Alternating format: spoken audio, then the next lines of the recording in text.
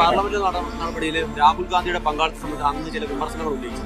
അപ്പൊ അതിൽ ഇന്നലെ കോൺഗ്രസ് എംപിമാർ പറഞ്ഞൊരു കാര്യം, അങ്ങ് അടക്കമുള്ള കേരളത്തിലുള്ള CPM നേതാക്കൾ ഡൽഹിയിലെത്തി ദേശീയ തലത്തിൽ കോൺഗ്രസിനെ അപകീർത്തിപ്പെടുത്താനുള്ള ശ്രമത്തിന്റെ ഭാഗമായി ഇതൊക്കെ ഉന്നയിക്കുകയാണെന്നുള്ള ആരോപണമാണ്. അല്ല, ഞാൻ അതിനെക്കുറിച്ച് പറഞ്ഞതായിട്ട് എനിക്ക് തോന്നിയിട്ടില്ല. പക്ഷെ പറയേണ്ടി വരുന്നൊരു ഘട്ടമുണ്ട്. എന്താ കാരണം വെച്ചാല് അവര് പറഞ്ഞുകൊണ്ട് ഞാൻ പറയും, ഇപ്പൊ ഇടതുപക്ഷത്തെ വിട്.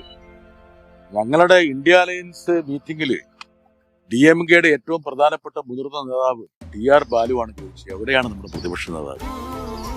ഇതുപോലുള്ള ജനവിരുദ്ധമായി ഒരു ബില്ല് പാർലമെന്റിൽ വരുമ്പോൾ അതിന് മുന്നിൽ നിന്നുകൊണ്ട് പോരാട്ടം നടത്തേണ്ടത് പ്രതിപക്ഷ നേതാവല്ലേ എന്ന് ചോദിച്ചു. ഇടതുപക്ഷത്തെ ഒരാളാണ്, DMKയുടെ ആണ്, സമന്വിതരായിട്ടുള്ള കോൺഗ്രസ്.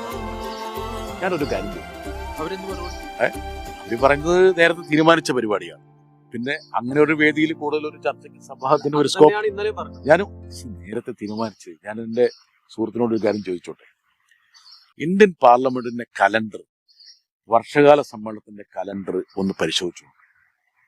ഈ കലണ്ടർ പരിശോധിച്ചാൽ എനിക്കറിയാവുന്നത് ഒരു 3.5-4 പതിറ്റാണ്ട് കാലം ഈ വർഷകാല കലണ്ടർ ഏറെക്കുറെ ഈ തീയതികൾ തന്നെയാണ്. തുടങ്ങുന്ന തീയതിയിൽ മാത്രമാണ് ഇപ്പൊ ഒരു മാറ്റം വരുത്തിയത്. അവസാനിക്കുന്ന തീയതി എന്ന് പറഞ്ഞാൽ 21-ാം തീയതി 22-ാം തീയതിയാണ് നേരത്തെ അവസാനിക്കുന്നത്. നോക്ക്, ഈ കലണ്ടർ ഏവർക്കും അറിയാവുന്നു.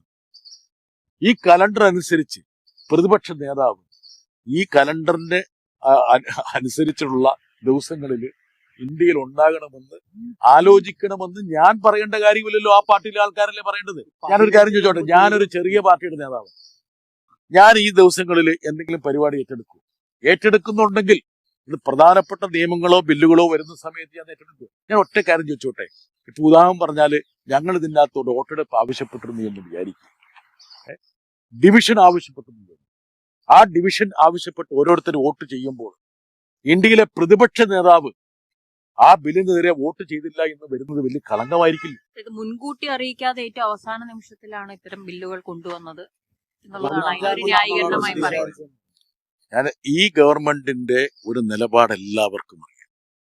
ആകസ്മികമായിട്ട് തൊപ്പിയിൽ നിന്ന് പ്രാവിനെ എടുക്കുന്ന മജീഷ്യനെ പോലെയാണ് പല നിയമനിർമ്മാണങ്ങളും ഈ സർക്കാർ കൊണ്ടുവന്നത്. ഈ ഗവൺമെന്റിന്റെ സ്വഭാവത്തെക്കുറിച്ച് ഏറ്റവും കൂടുതൽ പ്രതികരിച്ചിട്ടുള്ളത് ആരാണ്?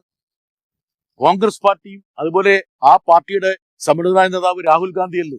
അതായത് വേണ്ടത്ര കൂടിയാലോചനയും ചർച്ചയില്ലാതെ ആകസ്മികമായിട്ട് പ്രധാനപ്പെട്ട നിയമങ്ങൾ കൊണ്ടുവന്ന് പാസ്സാക്കുന്നു എന്നുള്ള ആക്ഷേപമുള്ളത് ഞങ്ങളെപ്പോലെ തന്നെ അവർക്കല്ലേ.